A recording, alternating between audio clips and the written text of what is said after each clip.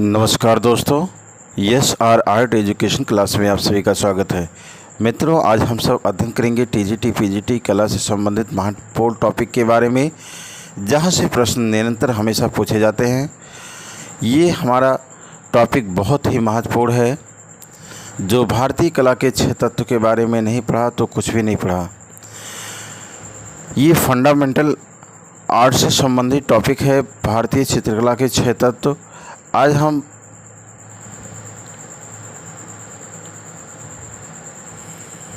पोत, van, Texas व अंतराल के बारे में अध्ययन करेंगे।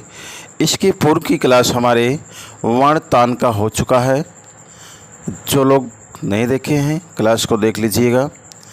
तो मित्रों, देर ना करते हुए आप सभी लोग क्लास को शेयर कर दीजिए, सब्सक्राइब कर दीजिए, लाइक कर दीजिए, जिससे और लोगों की हमारी क्लास मिल सके। मेरा प्रयास है कि आप सभी को बेहतर अच्छे ढंग से सरल भाषा में और चित्रों के साथ टॉपिक को हल कराने का, जिससे परीक्षा में आप सभी को अधिक से अधिक योगदान या सहयोग मिल सके। मुझे विश्वास है कि आप सब बहुत अच्छे होंगे, स्वस्थ होंगे, मस्त होंगे और एग्ज़ाम की तैयारी कर रहे होंगे। तो दोस्तों, देर ना करते हुए आप सभी लोग अपने मित्रों में क्लास को लिंक को शेयर कर दीजिए, जिससे अधिक से अधिक लोग क्लास से जुड़ सकें। तो देर ना करते हुए हम लोग टॉपिक पे चर्चा शुरू करते हैं। तो सभी लोग क्लास से जुड़ चुके होंगे। तो हम जानेंगे कि पौध क्या होता है, वैन क्या आता है और टेक्सस क्या होता है। तो पौध को ही हम लोग वैन कहते हैं और वैन को ही इंग्लिश में हम लोग टेक्सचर्स कहते हैं। तो जानेंगे हम लोग, किसी भी वस्तु के धरातल के बनावट के गुण को पौध कहा जाता है। मित्रों, चित्रकार किसी भी धरातल पे जब कार्य करता है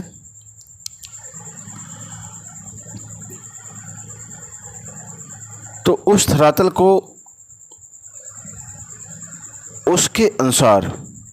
उस धरातल के अनुसार उसे एक विशेष रूप से अच्छे ढंग से, जैसे कह सकते हैं कि पुताई, घोटाई या रंगाई के द्वारा उसे तैयार करता है। और इसको हम लोग स्पर्श करके प्राप्त कर पाते हैं कि हमारा धरातल या हमारा पौध कितना अच्छा, कितना बेहतर हुआ है। दूसरा पॉइंट देखेंगे, यह कलाकृति की सतह की गुणवत्ता होती है, जो विभिन्न प्रकार की हो सकती है, जैसे चिकनी, खुरदरी, मुलायम आदि होता है। कहने का तात्पर्य है मित्रों, यह पोत जो कार्य किया जाता है यह किसी भी रूप में हो सकता है, जैसी हमारी आवश्यकता होती है। जैसे चित्रकार की आवश्यकता होती है, चिकनी भी हो सकती है, खुरदरी भी हो सकती है और मुलायम भी हो सकता है। जैसे एग्जाम्पल के दृष्टिकोण से कुछ समय पूर्व जब प्राथमिक क्लास में बच्चे पढ़ते थे या हम लोग पढ़ते थे, तो लकड़ी की तख्ती का प्रयोग किया जाता था। अर्थात उस पर हम लोग लिखने के लिए लकड़ी की तख्ती को जो है विभिन्न प्रकार के प्राकृतिक पत्तियों को लगाकर उस पर शीशे के छोटे से गिलास के द्वारा घिसाई की जाती थी, जिसमें उसमें चमक आ जाता था और जिससे हमारी लेखनी, जिससे हमारी लिखावट अच्छी होती थी। ठीक उसी प्रकार से चित्रकार भी यदि दीवार पे काम कर रहा है तो दीवार को प्लास्टर करके और अस्तर लगा कर उस पर जो है चित्रांकन कार्य करता है, जिसे पौध कहा जाता है। या सीधे वो खुरदरी जो है दीवार पे जो है कार्य करता है, या मुलायम सतह पे कार्य करता है। तो जिस भी प्रकार से उसकी सतह होता है उस पर वो कार्य करता है, उसे पौध कहा जाता है। अर्थात पोत स्पर्श ज्ञान होता है। पोत को हम लोग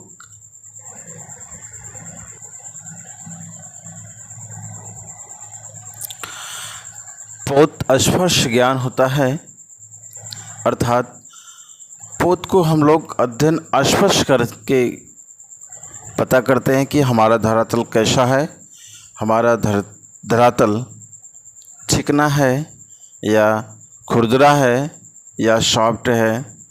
इसके द्वारा हम लोग अध्ययन करते हैं या हार्ड है। तो पोत मुख्य रूप से 3 प्रकार के होते हैं। पोत मुख्य रूप से 3 प्रकार से होते हैं या 3 प्रकार के होते हैं।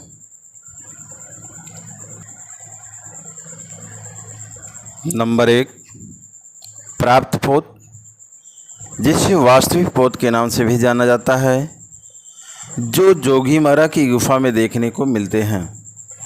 कहने का तात्पर्य है मित्रों, प्राप्त पोत वो होता है जो प्रकृति निर्मित पोत होता है, अर्थात उस पे मनुष्य के द्वारा या कलाकार के द्वारा उस वास्तविक पोत पे सीधे या धरातल पे जो है चित्रण करना प्रारंभ किया जाता है। जैसे आपने देखा है कि जोगीमारा की गुफा में सीधे दीवार पे जो है लेप लगाकर उस पर चित्रांकन करने का कार्य किया गया है। अर्थात जोगीमारा की गुफा में कोई विशेष प्रकार की जो है धरातल को नहीं तैयार किया गया है, उसको रंगाई घुटाई या पुताई करने का कार्य नहीं किया गया है।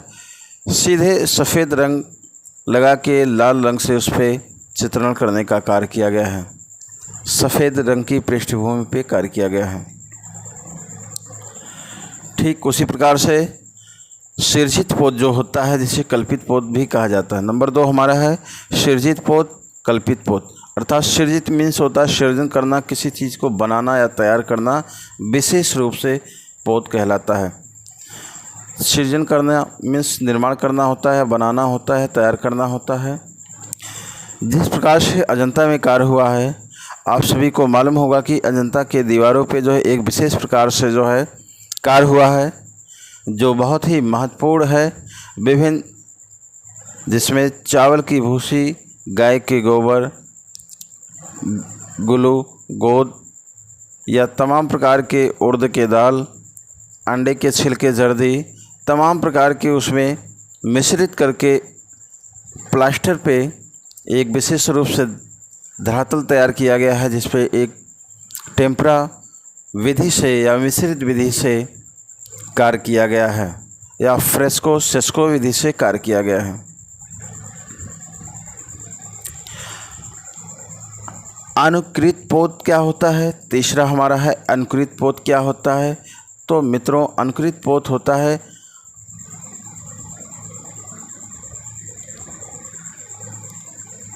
जो हमें जिस रूप में प्राप्त होता है उसी रूप में हम उसका प्रयोग करते हैं। जैसे आपने देखा होगा कि पाल शैली में उस समय कागज़ नहीं था पाल शैली में, तो पाल शैली के दौरान जो है चित्रण जो कार्य किया गया है, या उस समय की जो चित्रकार थे वो ताड़पत्र पर कार्य करना प्रारंभ किया।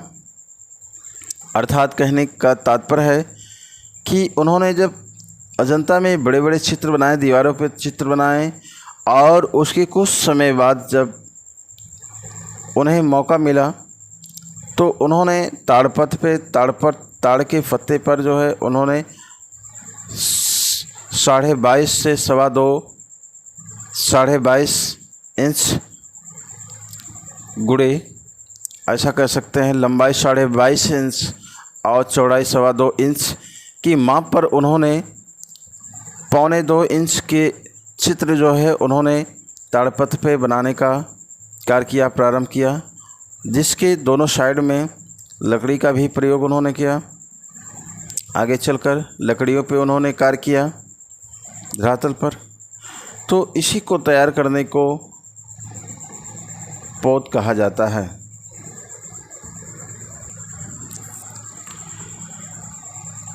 तो विस्तृत प्राप्त पोत के बारे में जानेंगे। वास्तविक पोत क्या होता है, प्राप्त पोत क्या होता है, वास्तविक पोत क्या होता है, तो इसके बारे में जानेंगे। यह वस्तु की मूलभूत संरचना में प्राकृतिक रूप से विद्यमान रहती है, जिसे देखकर व छूकर महसूस किया जा सकता है। कहने का तात्पर्य है मित्रों, प्राप्त पोत होता है जो पूर्व निर्मित होता है और हमें प्रकृति के रूप में प्राप्त होता है, जिसे हम वास्तविक पोत कहते हैं। यह पोत मानव निर्मित द्वारा नहीं होता, प्रकृति निर्मित द्वारा होता है। अर्थात ऐसा कहा जा सकता है कि ये प्राकृतिक रूप से विद्वान होता है, जिसे देखकर या छूकर हम महसूस कर सकते हैं। कहने का तात्पर्य है, जो भी धरातल आपको प्राकृतिक रूप से प्राप्त होता है, दीवार है, शिला है या अन्य कोई वस्तु है, उस पे सीधे जो है व्यक्ति, जैसे धरातल है, ज़मीन है, ज़मीन होता है तो ज़मीन पर व्यक्ति जैसे रंगोली बनाता है, तो बनाते समय वो सही धरातल का, समतल धरातल का प्रयोग करता है। चूँकि आप सभी को पता है कि रंगोली जो ज़मीन पर ही बनता है, तो ज़मीन पर वो बनाने के लिए समतल धरातल का प्रयोग करता है। जैसे कि आप लोग ने देखा होगा कि कॉलेज में, विद्यालय में जब तिरंगा या झंडारोहण होता है तो वहाँ पे कुछ रंगोली बनती है, वहाँ पे कुछ चित्रण होता है, तो समतल धरातल को देखकर ये सारी चीज़ें बनाई जाती हैं। अर्थात दूसरा है सृजित पोत। सृजित पोत वो होता है मित्रों जो मानव के द्वारा सृजित किया जाता है, निर्माण किया जाता है, तैयार किया जाता है। जैसे चित्रकार कैनवास को तैयार करता है, अर्थात कैनवास को पहले एक फ्रेम में कसा जाता है और उस पर टेक्सचर्स लगाया जाता है या पोत किया जाता है, जिसके उसके छिद्र जो होते हैं वो रंगों से भर जाएं, ताकि उसके जो रंग लगाए जाएं वो इधर उधर ना जाएं, वो सही अपने केंद्र में हों। अर्थात कपड़े पर भी वो, चूँकि कपड़े और कैनवास में दोनों में अंतर होता है। कपड़े में छिद्र मोटे होते हैं, जिससे जो रंग होते हैं पीछे की तरफ भी चले जाते हैं, इसलिए एक स्तर, दो स्तर उस पे जो है कैनवास पे टेक्सचर या पोत लगाया जाता है वाइट कलर का, जिससे हमारा चित्र अच्छा और सुंदर उभरता है। कपड़े होता है, कपड़े महीन होते हैं, उस पर भी जो है आसानी से जो है कार्य किया जाता है। लकड़ी होता है, लकड़ी को भी पहले जो है सर्वप्रथम उसे खराद किया जाता है या उसे घिसाई किया जाता है, उसे अच्छे तरीके से तैयार किया जाता है। कागज़ होता है, कागज़ को भी अच्छे कागज़ का चुनाव किया जाता है। आज आते हैं, जैसे आपने देखा होगा कि वाटर कलर के लिए एक कार्टेज पेपर का प्रयोग किया जाता है, वहीं पेस्टल कलर के लिए एक मोटे कागज़ या खुरदरे कागज़ का प्रयोग किया जाता है। वहीं ऑयल कलर के लिए ऑयल शीट का प्रयोग किया जाता है। अर्थात जिस माध्यम का, जिस विधि का चित्रकार प्रयोग करता है, ठीक उसी प्रकार से वो अपने धरातल, कागज़, कैनवास, कपड़ा या लकड़ी का प्रयोग करता है। जब कलाकार अपने यंत्रों द्वारा तथा संसाधनों की सहायता से पोत का निर्माण करता है तो उसे सृजित पोत कहा जाता है। जैसे कलाकार के जो भी अपने यंत्र होते हैं या संसाधन होते हैं, उसके द्वारा जो है उसकी सहायता से पोत को तैयार करता है, पोत का निर्माण करता है, उसे सृजित पोत कहा जाता है।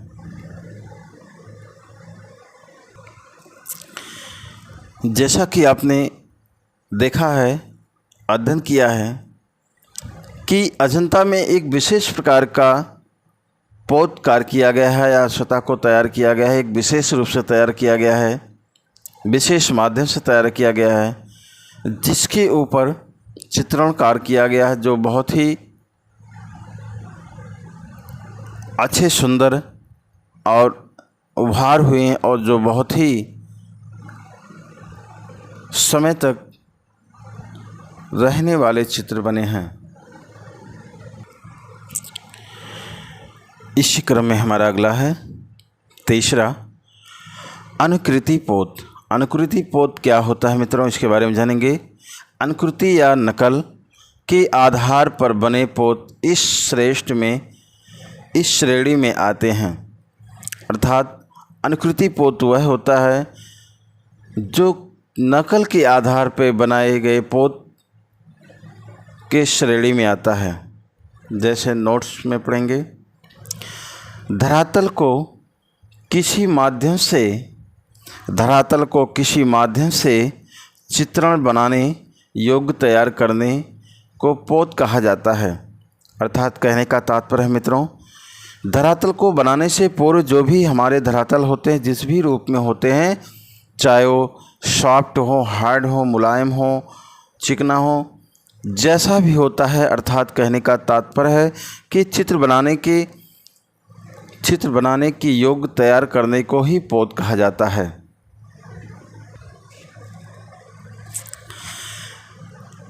जैसे हम टेक्सचर्स के नाम से भी जानते हैं, ऐसा भी कह सकते हैं जिसे हम टेक्सचर्स के नाम से भी जानते हैं, जिसका प्रयोग चित्र बनाने के पूर्व में ही किया जाता है। अर्थात धरातल को तैयार करना व चित्र बनाने योग्य उसे बनाना होता है। अर्थात कोई भी कलाकार होता है, वो अपनी कला बनाने से पहले, कलाकृति बनाने से पहले, चित्र बनाने से पहले वो सर्वप्रथम अपनी सतह को उस चित्र योग तैयार करता है, बनाने योग तैयार करता है। जैसे आपने देखा होगा कि एक शिल्पकार भी होता है तो पत्थर को पहले तोड़कर एक समतल सतह के रूप में वो तैयार कर लेता है। इसके बाद वो उस पर लिखने का कार्य करता है या उस पर बनाने का कार्य करता है। जैसे अजंता की गुफा में चित्र बनाने के पूर्व दीवारों को एक विशेष विधि के द्वारा लेप व प्लास्टर के द्वारा बनाया गया, ठीक उसी प्रकार से कैनवास को भी टेक्सचर्स के द्वारा तैयार करके चित्र बनाने योग्य बनाया जाता है।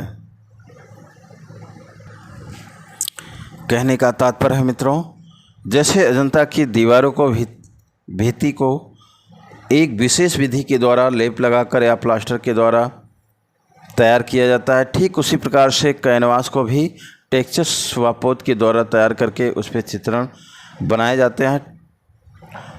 चित्र बनाने योग्य उसे बनाया जाता है। यदि पोत कार्य नहीं किया जाएगा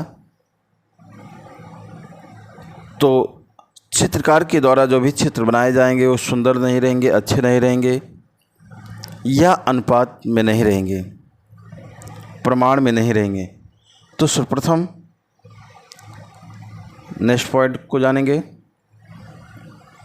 धरातल के गुण को ही पोत कहा जाता है। धरातल के गुण को ही पोत कहा जाता है। अर्थात जो भी धरातल के गुण होते हैं अच्छे से तैयार करने के बाद उसी को पोत कहा जाता है। नेक्स्ट पॉइंट है, चित्र में पोत बुनावट को दर्शाता है। चित्र में पोत बुनावट को दर्शाता, अर्थात जो चित्र होते हैं वो पोत बुनावट को दर्शाता है। बुनावट के आधार पे चित्र निर्भर होता है कि वो कितना अच्छा बनेगा। अर्थात जब धरातल पोतकार हुआ होता है, टेक्सचर हुआ था, वाइन हुआ होता है, तो उसी के ऊपर निर्भर करता है वो चित्र कितना अच्छा बनेगा। इसी क्रम में अगला है मित्रों, धरातल की बुनावट अनुभूत या वैन पोत को ही कहा जाता है। कहने का तात्पर्य है कि जो धरातल की बुनावट है, जो धरातल की बनावट है, उसकी अनुभूत करना वैन या पोत कहा जाता है। जिससे हमें ज्ञात होता है कि पोत हो चुका है, वैन हो गया है। अनुभूत होता है कि वैन या पोत हो चुका है स्पर्श ज्ञान के द्वारा।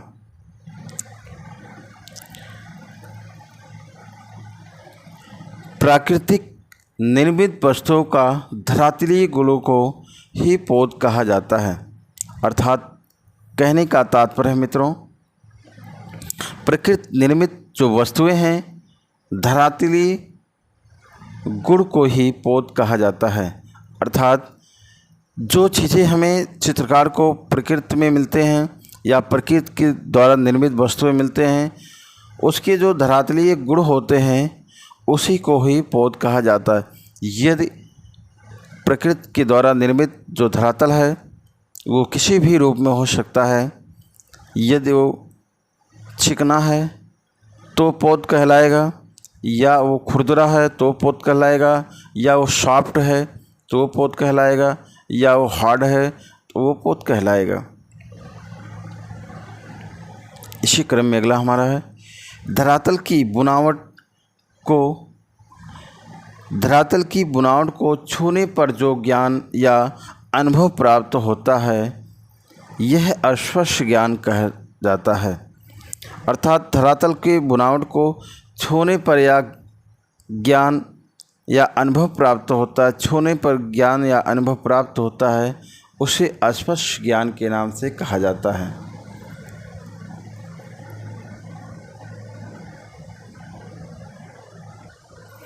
तो मित्रों, पोत हो गया, वैन या टेक्सचर्स हो गया। अब हम लोग अध्ययन करेंगे धरातल के बारे में या अंतराल के बारे में अध्ययन करेंगे। मुझे विश्वास है कि आप सबको इतना समझ में आ गया होगा। आगे चलते हैं, धरातल या अंतराल के बारे में अध्ययन करेंगे। हमारा नेक्स्ट है भारतीय चित्रकला के 6 तत्वों के बारे में। हमारा 6वां पॉइंट है धरातल या अंतराल, जिसे स्पेस के नाम से भी जाना जाता है। धरातल भी कह सकते हैं, अंतराल भी कह सकते हैं, स्पेस भी कह सकते हैं। धरातल अथवा अंतराल वह क्षेत्र होता है जहाँ चित्रकारी की जाती है। अंतराल के बिना चित्रकारी करना संभव नहीं होता है। यह 2 आयामी होता है और इसका एक तल होता है। जैसे कहने का तात्पर्य है मित्रों, धरातल अथवा अंतराल जो होता है वो चित्रकार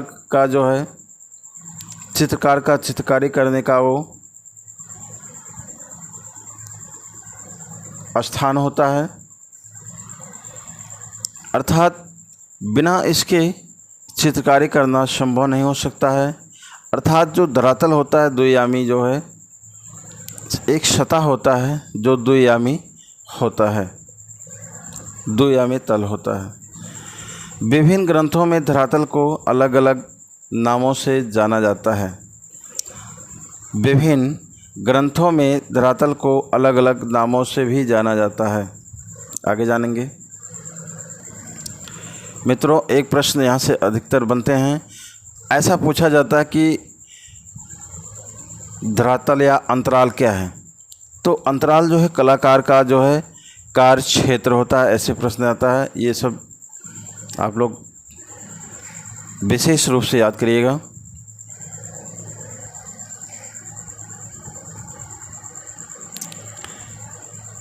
जैसे सम्रांगण सूत्रधार में या सम्रांगण सूत्रधार के लेखक परमारवंशी शासक राजा भोज ने धरातल को भूमि बंधन कहा है। अर्थात कहने का तात्पर्य है कि राजा भोज ने धरातल को भूमि बंधन कहा है। कहाँ कहा है? सम्रांगण सूत्रधार में उन्होंने उल्लेख किया है। इसी के साथ दूसरा हमारा है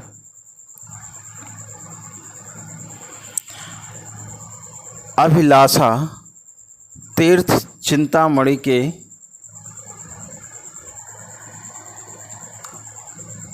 लेखक सोमेश्वर द्वितीय ने कहा है, धरातल को स्थान निरूपण कहा जाता है या कहा गया है।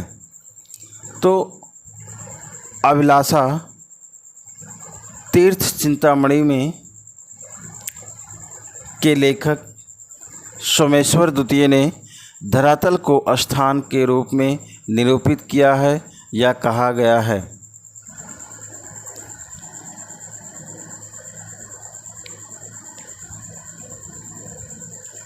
इसी क्रम में हमारा अगला है विष्णु धर्मोत्तर पुराण के ग्रंथों में लेखक नारायण मुनि ने धरातल शब्द के लिए स्थान शब्द का प्रयोग किया गया है। कहने का तात्पर्य है मित्रों, अलग अलग ग्रंथों में अलग अलग लेखकों के द्वारा अंतराल को परिभाषित किया गया है। सम्रांगण सूत्रधार में जो राजा भोज है लेखक, उन्होंने अंतराल को या धरातल को भूमि बंधन कहा है। वहीं अभिलाषा तीर्थ चिंतामणि के जो ग्रंथ हैं उसमें जो लेखक है सोमेश्वर द्वितीय ने कहा है कि धरातल को उन्होंने स्थान का नाम दिया है। स्थान, अंतराल क्या होता है? चित्रकार का स्थान होता है या क्षेत्र होता है, ऐसा भी कह सकते हैं, के नाम से कहा है। विष्णु धर्मोत्तर पुराण के ग्रंथ में लेखक नारायण मुनि ने कहा है कि धरातल शब्द के लिए स्थान शब्द का प्रयोग किया गया है। स्थान शब्द जो कलाकार का क्षेत्र होता है, स्थान होता है। आगे इसको और डिटेल जानेंगे। दोस्तों, मुझे विश्वास है कि आप सबको समझ में आ रहा होगा और मैं जितना मुझे नॉलेज है मैं आपको उतने प्रकार से समझाने का प्रयास करूंगा, बताने का प्रयास करूंगा, स्पष्ट करने का प्रयास करूंगा। तो अंतराल को स्पष्ट किया गया है। अंतराल को दो भागों में बांटकर स्पष्ट किया गया है। इस चित्र के माध्यम से भी क्लियर करेंगे कि अंतराल या स्पेस क्या होता है। तो देखिए, पहले में अंतराल का जो पहला पॉइंट है सक्रिय अंतराल। सक्रिय अंतराल होता है। सक्रिय अंतराल का होता है, कहने का तात्पर्य होता है, सक्रिय अंतराल का जो कहने का तात्पर्य होता है वो मुख्य चित्र होता है। मुख्य चित्र होता है और उसका जो भेद होता है अभी बताया जाएगा। दूसरा जो पॉइंट होता है सहयोग अंतराल। सहयोग अंतराल या हम जिसे कह सकते हैं अन्य चित्र कह सकते हैं। तो इस चित्र में आपने देखा होगा, जैसे इसमें सक्रिय अंतराल हम कह सकते हैं कि मुख्य हमारा जो है चित्र जो है वो हमारा मकान है, हाउस है, होम है। तो इस चीज़ को दिखाने के लिए ये सक्रिय है, जिसे हम बड़ा बनाते हैं या अच्छा बनाते हैं, सुंदर बनाते हैं, या इसे अच्छे रंग से लाइट कलर से इसको रंगने का प्रयास करते हैं, जिसे सक्रिय अंतराल कहा जाता है। ठीक इसी प्रकार से अजंता में जो है जो कार्य हुआ है उसमें भगवान बुद्ध को जो दिखाया गया है, सबसे बड़ा दिखाया गया है, सबसे अच्छा दिखाया गया है, या उनके सभी बिंदुओं पे विशेष रूप से ध्यान दिया गया है। अर्थात और गौड़ भी चित्र बनाए गए हैं, अर्थात जिसे हम गौड़ चित्र को सहायक अंतराल कह सकते हैं या अन्य चित्र कह सकते हैं। अर्थात उसको सुंदर दिखाने के लिए, उस चित्र को सुंदर दिखाने के लिए गौड़ चित्र बनाए जाते हैं। जैसे यहाँ पे देखिए पेड़ भी बनाए गए हैं, पीछे पहाड़ी भी दिखाई गई है और सूरज भी दिखाया गया है, कुछ चिड़ियाँ उड़ रही हैं और पीछे भी एक जो है ब्लर मकान दिख रहा है, जो दूर दिख रहा है। दूर दिखने के कारण उस चीज़ को हम बहुत क्लियर नहीं करते, बहुत स्पष्ट नहीं करते हैं, बहुत जो है लाइट कलर में नहीं करते, उसे ब्लर कलर में करते हैं, डिम कलर में करते हैं, या उसे डार्क दिखाने का प्रयास करते हैं। ये पेड़ है, ये चिड़िया हैं, और कुछ पेड़ हैं, पत्थर हैं, घास है, ये सारी चीज़ें दिखाया गया। तो कहने का तात्पर्य होता है कि चित्रकार जब कोई चित्र बनाता है तो उसका जो सक्रिय अंतराल होता है या मुख्य चित्र होता है, उसके साथ साथ और चित्र को कहीं ना कहीं छोटा बड़ा वो दिखाने का प्रयास करता बनाता है, जिससे उसका चित्र प्रभावशाली हो, अच्छा हो, बेहतर हो, सुंदर हो। दूसरे अंतराल में आ जाते हैं। पहला पॉइंट है छत अंतराल, जिसे हम कहते हैं छत अंतराल में चित्र होता है। चित्र होता है जो हमारे चित्र होते हैं, अन्य जो चित्र होते हैं। और दूसरा जो भेद है अछत अंतराल, जो हमारा खाली धरातल होता है। जैसे आप लोग देख रहे होंगे, ये चित्र होता है, ये छोटे छोटे चित्र हैं, जो भी सारे चित्र हैं। और अछत अंतराल, इस चिड़िया के बीच में जो अंतराल है इसे अछत अंतराल कहते हैं। इस पेड़ के बीच में जो अंतराल है, इस पहाड़ के बीच में जो अंतराल है, ये सारे चीज़ जो अंतराल दिखाए जाते हैं, इसे खाली धरातल कहा जाता है या उसे अछत अंतराल कहा जाता है, जो बहुत ही महत्वपूर्ण होता है चित्रकार के दृष्टिकोण से। इसी क्रम में नेक्स्ट है अंतराल का विभाजन। अंतराल का विभाजन क्या होता है मित्रों? तो अंतराल को कई प्रकार से डिवाइड करके हम लोग चित्रांकन कार्य करते हैं या चित्र बनाने का कार्य करते हैं। जैसे सम विभाजन। सम विभाजन क्या होता है कि समान विभाजन। कभी कभी होता है धरातल पे हम लोग बीचों बीच चित्र को दर्शा देते हैं, बना देते हैं, जो दोनों तरफ स्पेस होता है डिवाइड हो जाता है, जिसे हम सम विभाजन कहते हैं। असम विभाजन क्या होता है? असम विभाजन जब हम अपने धरातल पर या बोर्ड पर या कक्षफलक पर या दीवार पर किसी एक कोने जाके चित्र को डिवाइड कर देते हैं या चित्र को निर्मित कर देते हैं, चित्र को बना देते हैं, जिसको कहा जाता है असम विभाजन। अर्थात स्पेस जो होती है, जो धरातल का क्षेत्र होता है, स्थान होता है, वो असम विभाजन हो जाता है। स्वर्णिम विभाजन क्या होता है? स्वर्णिम विभाजन होता है जो अनुपात में होता है, जैसे 3:5, 8:13 अनुपात जैसे कार्य किए जाते हैं। आगे विस्तृत जानेंगे। सम विभाजन के बारे में जानेंगे कि जब चित्र को धरातल या अंतराल के बीचों बीच में बनाया जाता है तो वह सम विभाजन होता है। कहने का तात्पर्य है मित्रों, हमारे सामने कोई पेज होता है, 4 साइज कागज़ होता है या धरातल होता है या बोर्ड होता है, ठीक उसके बीचों बीच यदि हम लोग चित्रांकन कार्य करना प्रारंभ कर देते हैं तो जो दोनों तरफ या चारों तरफ ऊपर नीचे दोनों साइड में जो स्पेस मिलता है वो समान डिवाइड होता है, जिसे हम लोग सम विभाजन कहते हैं। असम विभाजन में जानेंगे, जब चित्र धरातल के बीचों बीच ना होकर एक किनारे पर बना होता है, चित्र बना होता है, तो वह असम विभाजन के अंतर्गत आता है।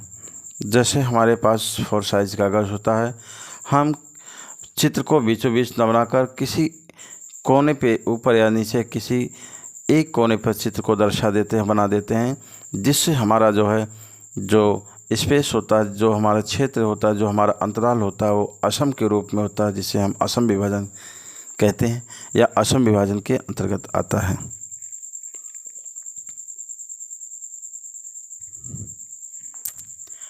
इसी क्रम में अगला है स्वर्णिम विभाजन। स्वर्णिम विभाजन क्या होता है?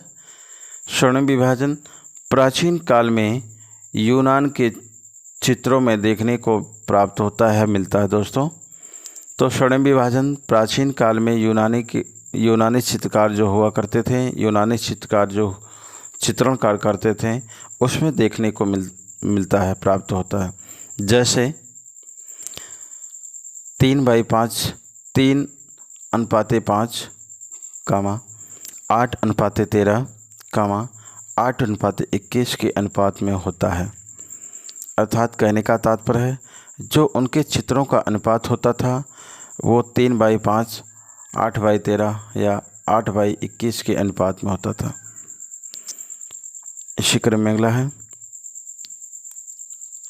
अंतराल चित्र में दूरी प्रदर्शित करता है। अंतराल क्या होता है? अंतराल चित्रों में दूरी प्रदर्शित करता है। जैसे यहाँ पे कोई चित्र बन गया है, सामने का चित्र जो चित्रकार होता है, कलाकार होता है, बड़ा बनाता है, और जो पास के चित्र को बड़ा बनाता है, स्पष्ट बनाता है, और चटक रंग से उसको जो है रंगने का कार्य करता है। और पीछे का जो चित्र होता है उसे ब्लर बनाता है, या धुंधला बनाता है, या फीका रंग से प्रयोग करता है, या छोटा बनाता है, या उसको टूटी फूटी रेखाओं से दिखाने का प्रयास करता है, जिससे अंतराल चित्र में दूरी प्रदर्शित करता है। इससे स्पष्ट होता है कि वो पीछे वाला जो है क्लियर नहीं दिख रहा है या धुंधला है, वो दूरी पर स्थित है, दूरी को प्रदर्शित करता है। अगला है द्विआयामी चित्रभूमि पर जो कलाकार का कार्य क्षेत्र को ही अंतराल कहा जाता है। अर्थात द्विआयामी जो चित्रफलक होते हैं या भूमि होते हैं, उस पर जो कलाकार कार्य करता है, जो उसका क्षेत्र होता है, उसी को ही अंतराल कहा जाता है।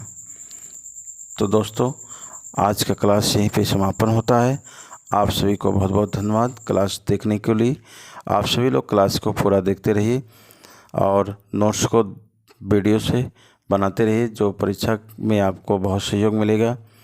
निश्चित है कि सफलता आपको मिलेगी। और क्लास को शेयर करते रहिए, सब्सक्राइब करते रहिए। जितनी आपकी संख्या रहेगी उतना हमें पढ़ाने में अच्छा लगेगा, और हम आपको निरंतर ऐसे वीडियो देते रहेंगे। अगला हमारा जो वीडियो रहेगा बहुत ही महत्वपूर्ण टॉपिक इसी तरह से वीडियो रहेगा, जो हमेशा परीक्षा में वहाँ से प्रश्न बनते हैं। तो दोस्तों, आप सभी को बहुत बहुत धन्यवाद। जय हिंद, जय भारत।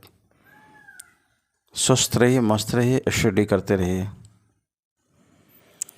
जो लोग चैनल को सब्सक्राइब नहीं किए हैं, चैनल को सब्सक्राइब कर लें, जिससे आपको नोटिफिकेशन मिलता रहे और हमारा नेक्स्ट वीडियो आप तक आसानी से पहुंच सके। बहुत बहुत धन्यवाद।